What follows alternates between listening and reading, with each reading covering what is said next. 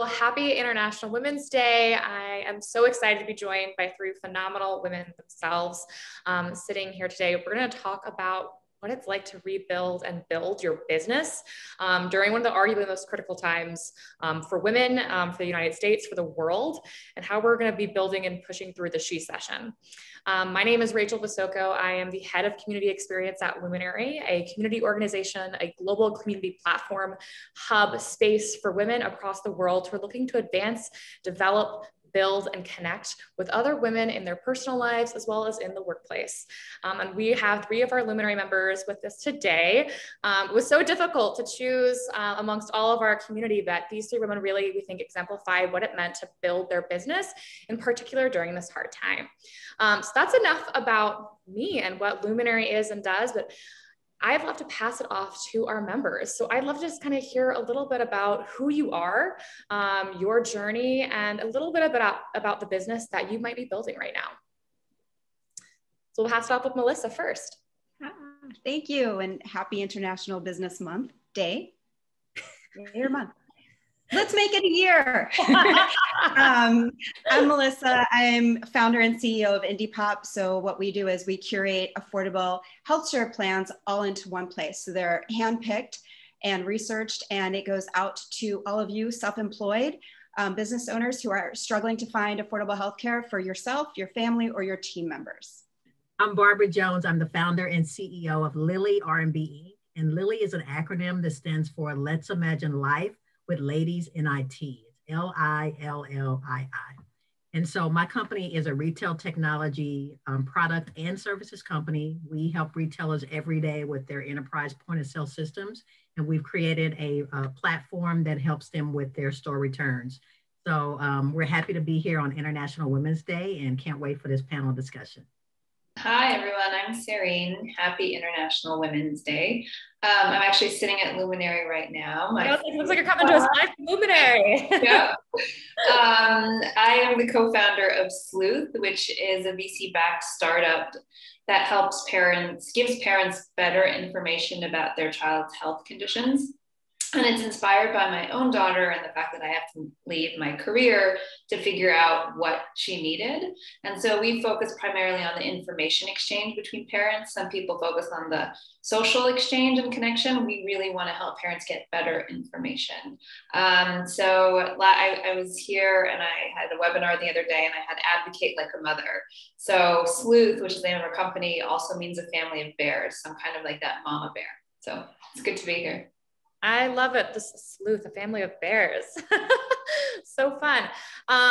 So I think all three of you have phenomenal businesses, critical businesses for what we're looking at, not just this year, but every year moving forward. So how have you navigated building and rebuilding your business over this past year? Serene, we can just start with you. Perhaps, a lot of healthcare needs, and Melissa as well. Kind of how have you navigated this year in particular in building your business? So we actually started our business, we incorporated right before the pandemic hit.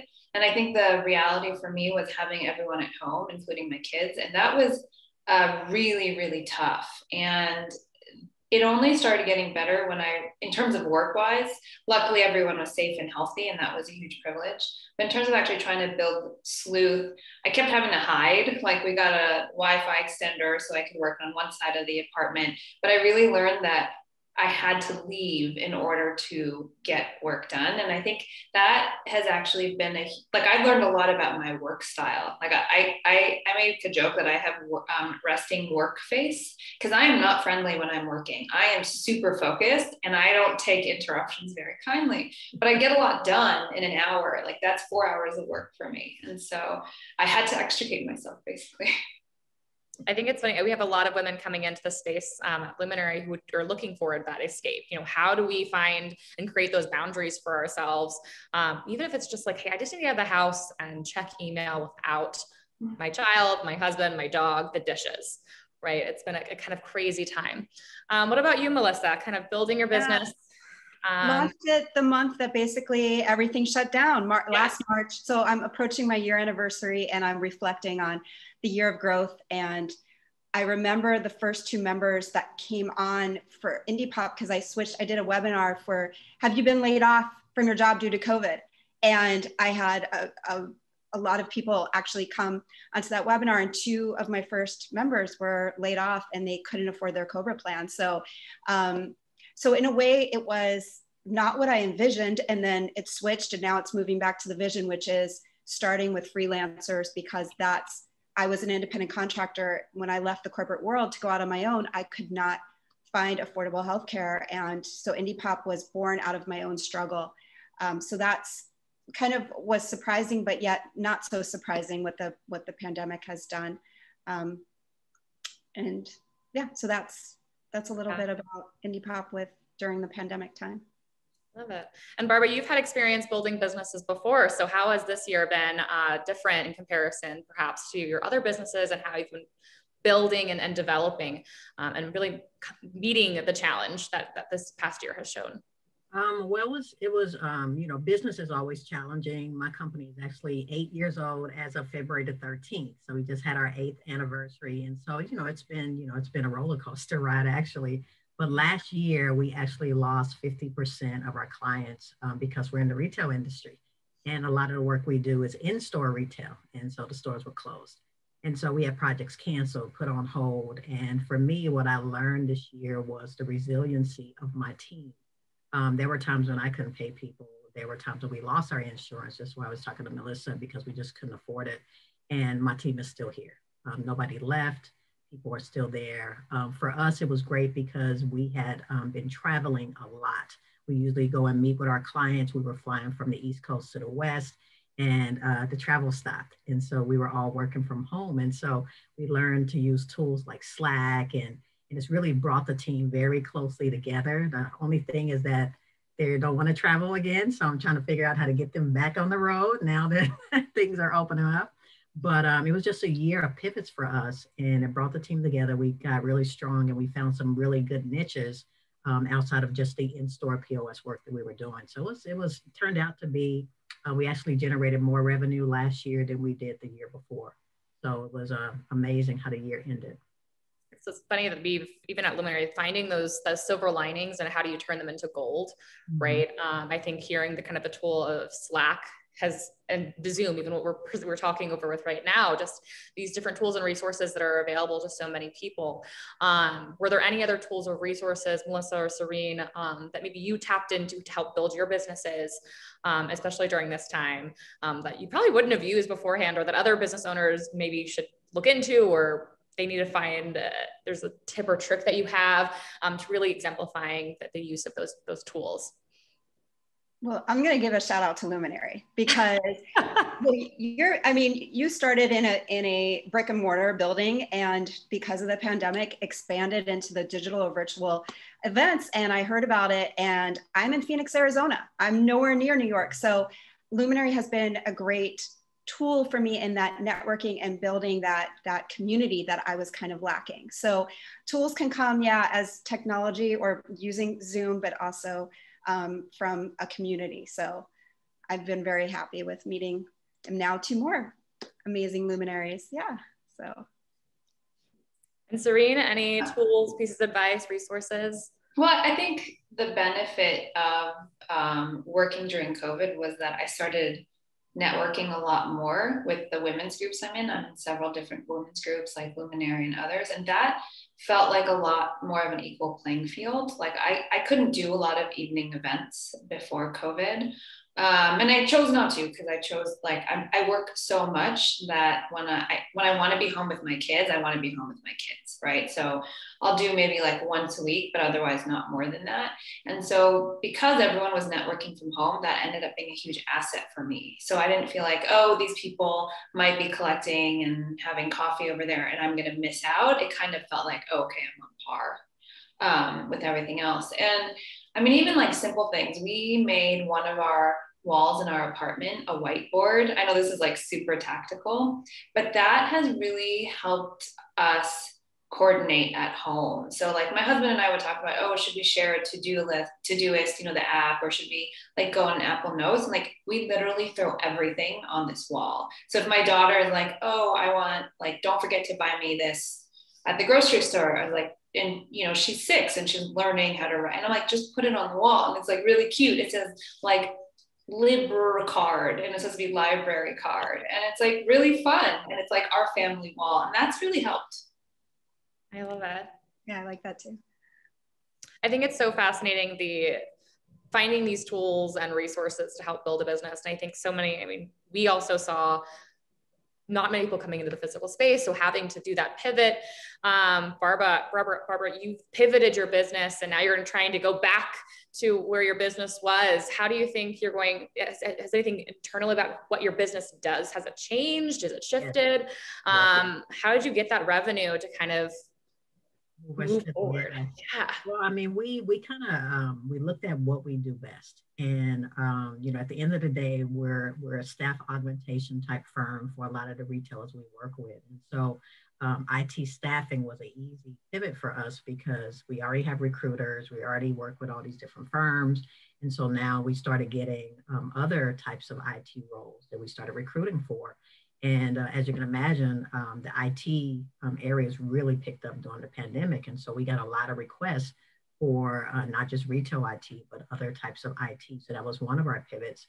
And the other pivot was actually concentrating on our product. We had been doing so much consulting, our product kept getting kind of put on the back burner because everybody was consulting and that was our main revenue.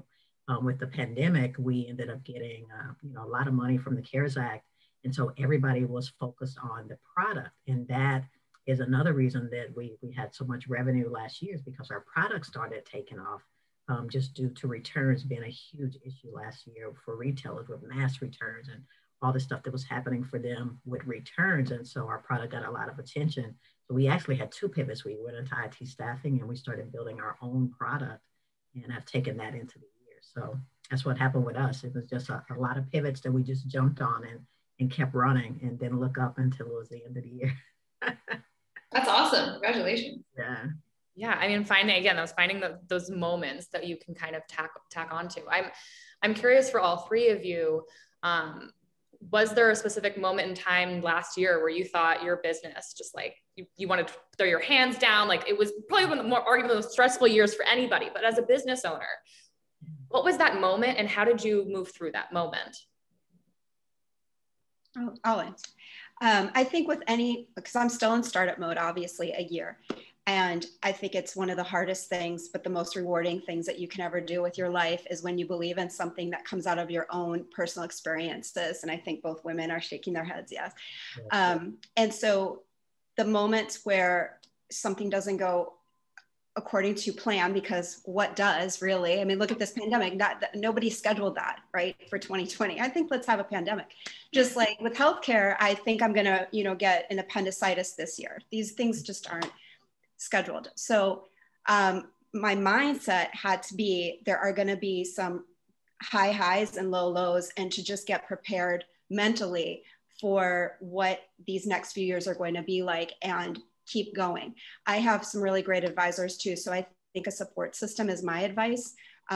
When you are going out doing something, whatever it is on your a new endeavor, to have that support, because sometimes those little voices on your shoulder will get really loud. So make sure you have the ones with the positive reinforcement out there that says you can do it, and keep going. Yeah, I completely agree.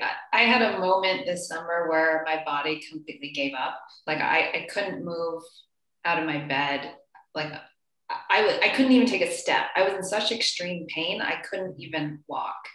And after, you know, running around to a bunch of doctors, which is kind of funny because I had the adult version of the product that I'm trying to build, I realized it was basically stress. Like it was just such severe stress. And that ended up being a complete reset in my family. And I just started deciding that I was going to let go of some things. And like, if things aren't perfect, that's fine. Cause like my health is more important. My family's mental health is more important. And I was just telling someone recently, I was like, I dropped the perfectionism. I was never going to drop the business. I've never had a moment that I was like, I'm going to drop this business because I believe in it so much, and I'm already not making money off of it, so I must really believe in it. You know what I mean? Like if I'm going to sacrifice an income and do this, and I obviously am going to keep at it. But I think the combination of like therapy and letting myself let go was really key for me getting out of that really critical moment of stress. And I feel like those things are going to help me at every point in the business. Like I've been going to therapy for a couple of years after my father died. I decided that I was going to do it, and I would have never thought it would have given me such clarity of thought. Like I am such a clearer thinker now compared to 3 years ago, because I know what to do with those thoughts, and that makes me a better business person. And so like desperately needing that resource every week has made me input into the business in a way that gives me a lot more confidence in everything I do. And Barbara? Yeah, Rachel, for me, I think, there were, when we lost 50% of the clients, and I have very expensive consultants on my team. So I was thinking, that I don't know what I'm going to do. If I let them go, at least they can get unemployment. And so that thought kind of crossed my mind. But my team is the reason I didn't do it, is because, we're like this small family, and we're building something great together. And so everybody was like, let's just figure out what we can do. So we came up with, best case scenario, middle case scenario, and the worst case scenario. And we just had plans for each scenario that happened. And so it ended up being, we got the CARES Act, which was over 6 figures of funding. We were able to start building the product. We ended up getting, in a big pitch competition. So a lot of that best case scenario happened to us. And so that kind of got my head out of, the gloom and doom and what are we going to do? And it was really the team that all came together and said, let's build this company. We don't get paid this week, we'll they'll keep working, but I stayed in it because of my team. I'm happy that they believe in me enough to keep going. And now, this year started out really great for us. Yeah, I think there's so much more when you're building a business. It's not just the product or the finances. It really is your mental health, it is the people you surround yourself with. It is staying focused on what you're doing on your mission and why you're doing it. It's a lot more than just what goes down on a sheet of paper. So just hearing all 3 of your stories is phenomenal. We'll kind of close it out by, if you could say one thing to yourself, a year ago, knowing what you know now, the obstacles that you've endured, the kind of conversations, the breakdowns, the celebrations, what would you have told yourself, potentially another founder who might be in a position that you were in a year ago? Okay, so this is when I've had this question several times, and one thing I would tell myself is that a lot of the companies, a lot of the technologies, a lot of the things that we know about today came out of a low point in history. It was like when the markets were crashing, that people really got creative and they innovated. And so I just feel like I would have told myself a year ago, don't panic. You guys are going to come up with something great out of this pandemic, and it's going to be one of your best years. And that's what I just want to tell the ladies, is that this is a time when this is the time when you can really do something great, because everything is needed now. This is this whole new normal. We can create what the rest of this year and the next few years look like. So this is the time you get creative. So get excited about what's going to happen this year.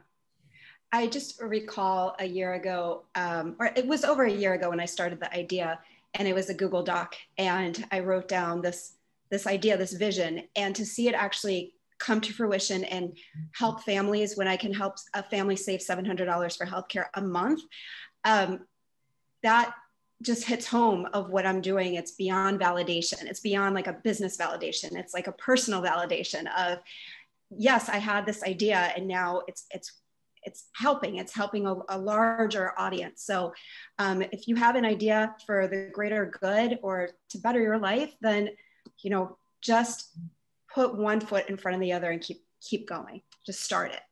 Yeah. And if you have started it, then keep going.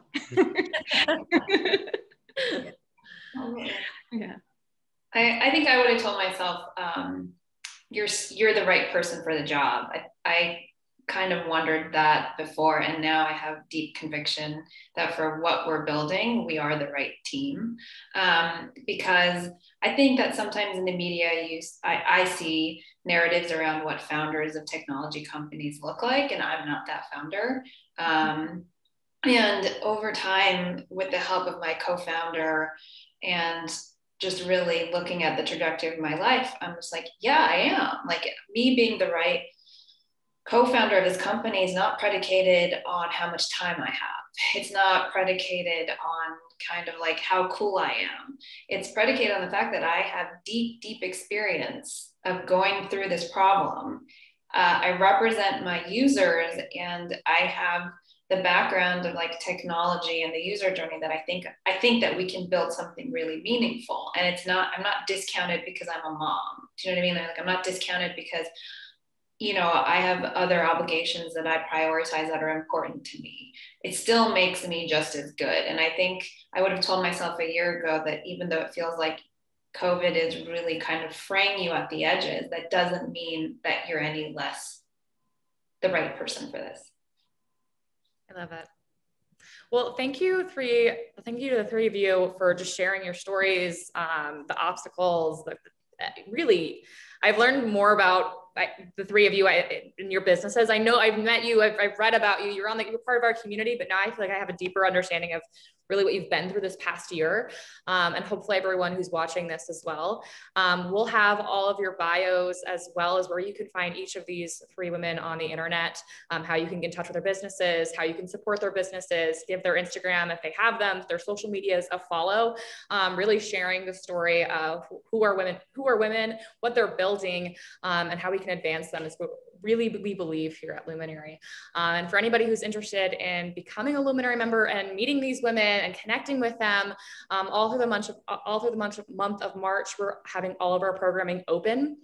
So it's totally free and accessible. We're challenging the access. We want more women in the pipeline. We need more women founders. We need more supporters for the three of these amazing women. So join us at our programming this month, and we'll see you soon. Happy International Women's Day, everybody.